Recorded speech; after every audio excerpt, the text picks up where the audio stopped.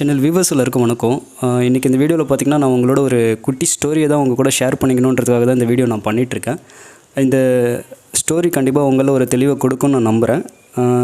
இந்த கதையில் பார்த்திங்கன்னா ஒரு டவுன் ஏரியான்னு வச்சுக்கோங்களேன், சென்னை மாதிரி ஒரு சிட்டின்னு வச்சுக்கோங்களேன். ஸோ அந்த சிட்டியில் பார்த்திங்கன்னா பக்கத்தில் 2 வீடு இருந்துச்சான். ஒரு வீட்டில் பார்த்திங்கன்னா நல்ல ஒரு ஹை கிளாஸாக சிட்டி கல்ச்சரில் வளர்ந்த ஒரு பையன். ஸோ ஒரு நல்ல ஒரு ஐடி ஜாபில் இருக்க ஒரு பையன்னு வச்சுக்கோங்களேன். அந்த வீட்டில் வந்து அந்த மாதிரி ஒருத்தர் இருந்தாராம். இன்னொரு வீட்டில் பார்த்திங்கன்னா கிராமத்தில் இருந்து கொஞ்சம் வயசாகிட்டதால் கிராமத்தில் ரொம்ப நாளாக விவசாயம் பண்ணிகிட்டு இருந்தவர். கொஞ்சம் வயசானதால் இப்போ அவங்களோட பையெல்லாம் இங்கே டவுனில் வந்து செல் ஆகிட்டதால் பையனோட வீட்டில் வந்து பக்கத்தில் ஒரு தாத்தா இருந்தாராம். ஸோ இந்த 2 வீட்லேயும் இந்த மாதிரி டிஃப்ரெண்ட்டான 2 பேர் இருந்தாங்களாம். அப்போ பார்த்திங்கன்னா மரம் வந்து அங்கே வந்து இலவசமாக நடுறதுக்காக நிறைய பேருக்கு அங்கே கொடுத்துட்டு வந்துட்டு இருந்தாங்களாம். ஸோ அதில் பார்த்திங்கன்னா இந்த தாத்தா வீட்டுக்கு ஒரு மரம் தாத்தா கிட்ட கொடுத்தாங்களாம். அந்த ஐடி ஒர்க்கில் இருக்க அந்த பையனுக்கு வந்து அவனுக்கு ஒரு மரத்தை கொடுத்தாங்களாம். ஸோ 2 பேருமே மரத்தை எடுத்துகிட்டு போய் அவங்க வீட்டில் இருந்த கார்டனில் நட்டுட்டாங்களாம். நட்டுட்டு நம்ம தாத்தா என்ன பண்ணாராம், அந்த மரத்துக்கு எப்போவாச்சும் தான் தண்ணி ஊற்றுவாராம். சும்மா வாய் கொப்பளிச்சிட்டு தண்ணி எடுத்துகிட்டு வந்து அதில் ஊற்றுறது, எப்போவாச்சும் நினச்சா ஏதோ கொஞ்சம் தண்ணி எடுத்துகிட்டு வந்து அதில் ஊற்றுறது, ஏதோ மழை பெஞ்சால் அந்த தண்ணியை வச்சு அந்த மரம் வளர்றது. ஸோ இந்த மாதிரி அந்த தாத்தா வளர்த்த மரத்துக்கு வந்து எப்போவாச்சும் தான் தண்ணி கொஞ்சம் கொஞ்சம் கிடச்சிட்டு இருக்குமா. பட்டு உயிரை காப்பாற்றுற அளவுக்கு எப்போயாச்சும் கொஞ்சம் கொஞ்சம் தண்ணி அந்த தாத்தா வந்து அந்த செடிக்கு கொடுத்துட்டே இருந்தாராம். அதே போல் எதுவாச்சும் ஜூஸ் போட்டு புழிஞ்சு தூக்கி போடுற பழம், முட்டை தொலும்பு, ஸோ அந்த மாதிரி ஏதோ கொஞ்சம் வேஸ்ட்டான அந்த மாதிரி பொருட்களெல்லாம் தான் எடுத்துகிட்டு வந்து அந்த செடிக்கு உரமாக போட்டாராம் அந்த தாத்தா. பட் இந்த ஐடியில் ஒர்க் பண்ணுறவங்க வந்து கொஞ்சம் ஹை கிளாஸில் கொஞ்சம் வந்து அவங்க ஹை கிளாஸாக யோசிப்பாங்கள்ல, அவங்க வந்து சிட்டியில் வளர்ந்தவங்கன்றதால நல்லா தண்ணி டெய்லியும் 2 வேளை 3 வேளை டெய்லியும் அந்த மரத்துக்கு தண்ணி கொடுத்துட்டே இருந்தாங்களாம்.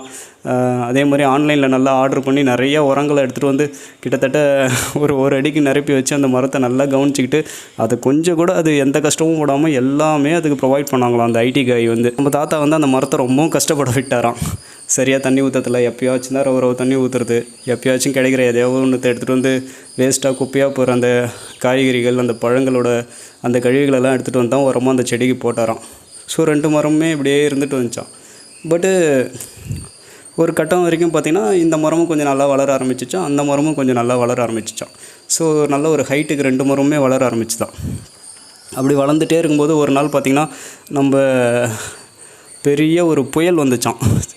ஸோ அந்த டைமில் நம்மளுக்கு தான் அப்பப்போ நிறையா ரெட் அலர்ட்லாம் விடுவாங்களே, அந்த புயல் இந்த புயல்னு பேர் வச்சு நிறையா புயல் வரும்ல. ஸோ அந்த மாதிரி ஏதோ ஒரு பெரிய புயல் வந்துச்சான். புயல் வந்து பார்த்திங்கன்னா நைட்டு ஃபுல்லாக பயங்கர காற்று மழை பயங்கர புயலாம். நிறையா மரங்கள்லாம் முறிஞ்சு விழுந்துச்சா, நிறையா பிச்சுன்னு ஓடிச்சான். ஸோ காலையில் எழுந்திரிச்சு பார்த்தா தாத்தா வளர்த்த மரம் வந்து அப்படியே ஸ்டெடியாக அப்படியே நல்லா நின்றுட்டு இருந்துச்சான். பட் நம்ம ஐடியில் ஒர்க் பண்ணுற அந்த தம்பியோட மரத்தை பார்த்தோன்னா அப்படியே தலைகீழ கொப்புற கவுந்து விழுந்து காணுச்சான். ரொம்ப ஆச்சரியமாக போச்சான் அந்த தம்பிக்கு. அப்புறமா வந்து தாத்தா கிட்ட கேட்டாராம் டவுட்டில், என்ன நம்ம மரம் மட்டும் கீழே விழுந்து போய் கிடக்குது, தாத்தா மரம் மட்டும் நல்லா ஸ்டெடியாக கம்பீரமாக அப்படியே நிற்குது, என்ன காரணமாக இருக்குன்னு சொல்லிட்டு இந்த டவுட்டை போய் தாத்தா கிட்ட கேட்டாராம்.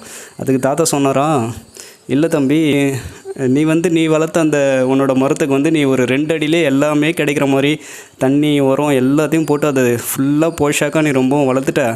அந்த மரத்துக்கு வந்து எந்த ஒரு கஷ்டத்தையும் நீ கொடுக்கல, எந்த ஒரு முயற்சியும் அந்த மரத்தை நீ பண்ண விடலை. அது கேட்டதெல்லாம் கேட்காமலே அந்த மரத்துக்கு தேவையான நேரத்துக்கு தேவையான தண்ணி தேவையான உரம் எல்லாத்தையுமே நீ கொடுத்துட்ட. ஸோ அந்த மரம் கொஞ்சம் சோம்பேறி ஆகிடுச்சு.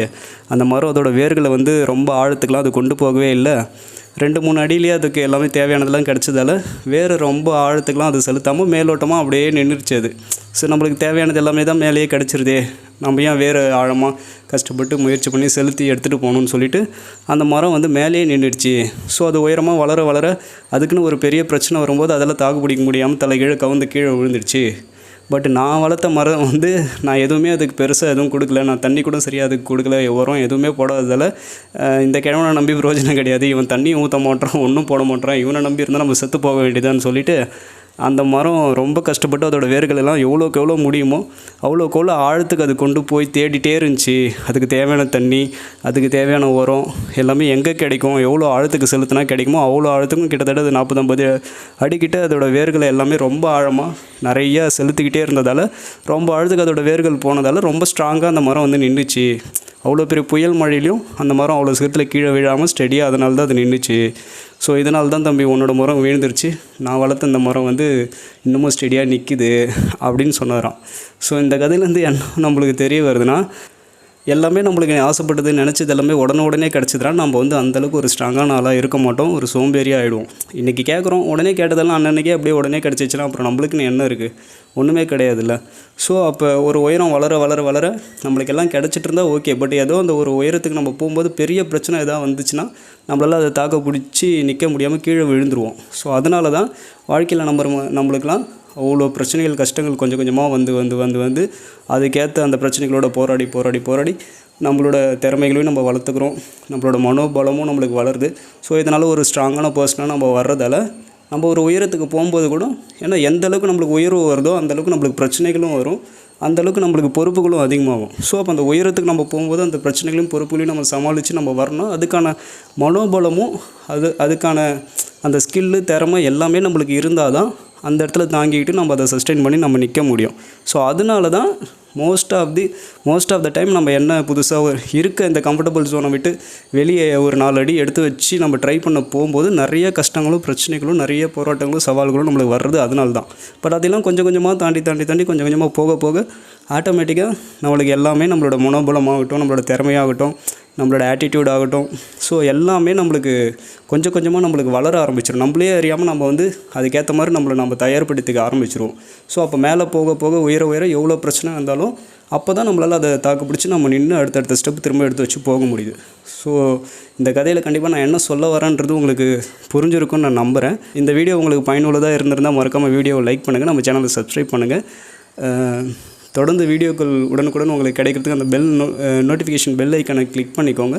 மீண்டும் அடுத்த ஒரு வீடியோவில் நல்ல ஒரு பதிவோடு நான் உங்கள் எல்லாரையும் சந்திக்கிறேன். தேங்க்யூ.